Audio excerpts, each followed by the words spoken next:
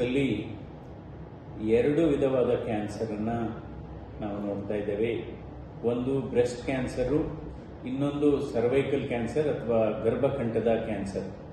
ಇತ್ತೀಚಿನ ದಿನಗಳಲ್ಲಿ ನಮ್ಮ ಭಾರತ ದೇಶದಲ್ಲಿ ಪ್ರತಿ ವರ್ಷ ಸುಮಾರು 80,000 ಹೊಸ ಗರ್ಭಕೋಶದ ಕ್ಯಾನ್ಸರನ್ನು ನಾವು ನೋಡ್ತಾ ಇದ್ದೇವೆ. ಹೊಸದಾಗಿ ಪ್ರತಿ ವರ್ಷ 80,000 ಆ್ಯಡ್ ಆಗ್ತಾ ಹೋಗ್ತಾ ಇದೆ. ಮತ್ತು ಸುಮಾರು 40,000 to 50,000 ಮಹಿಳೆಯರು ಇವತ್ತು ಈ ಗರ್ಭಕೋಶದ ಮತ್ತು ಗರ್ಭಕಂಠದ ಕ್ಯಾನ್ಸರ್ಗೆ ತುತ್ತಾಗ್ತಾ ಇದ್ದಾರೆ. ಈ ಹಿನ್ನೆಲೆಯಲ್ಲಿ ನಾನು ಆದಿಯಾಗಿ ಸುಧಾಮೂರ್ತಿಯವರು ಮತ್ತು ಇತರ ಸಂಸತ್ ಸದಸ್ಯರು ನಾವು ಪಾರ್ಲಿಮೆಂಟಲ್ಲಿ ಇದರ ಬಗ್ಗೆ ಪ್ರಸ್ತಾಪ ಮಾಡಿದ್ವಿ.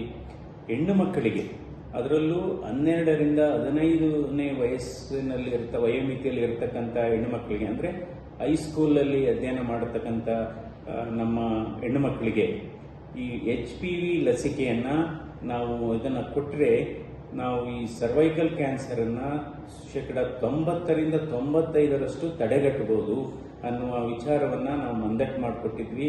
ನಾನು ಕೂಡ ಸ್ವತಃ ಪ್ರೈಮ್ ಮಿನಿಸ್ಟರ್ಗೆ ಪತ್ರವನ್ನು ಕೂಡ ಬರೆದಿದ್ದೆ.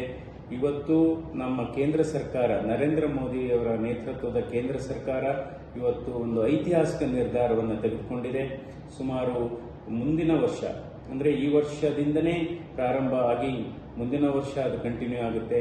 ಪ್ರತಿ ವರ್ಷ 1,15,00,000 ವಿದ್ಯಾರ್ಥಿನಿಯರಿಗೆ, ಅಂದರೆ ಹೆಣ್ಣು ಮಕ್ಕಳಿಗೆ, 12ರಿಂದ 15ನೇ ವಯೋಮಿತಿಯಲ್ಲಿ ಇರ್ತಕ್ಕಂಥ ಹೆಣ್ಣು ಮಕ್ಕಳಿಗೆ HPV ಈ ವ್ಯಾಕ್ಸಿನ್ ಅನ್ನು ಕೊಡುವ ಅಭಿಯಾನ ಪ್ರಾರಂಭ ಆಗುತ್ತೆ.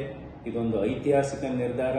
ಯಾಕೆಂದರೆ 90% ಕ್ಯಾನ್ಸರನ್ನು, ಗರ್ಭಕೋಶದ ಕ್ಯಾನ್ಸರನ್ನು, ಗರ್ಭಕಂಠದ ಕ್ಯಾನ್ಸರನ್ನು ನಾವು ತಡೆಗಟ್ಟಬಹುದು.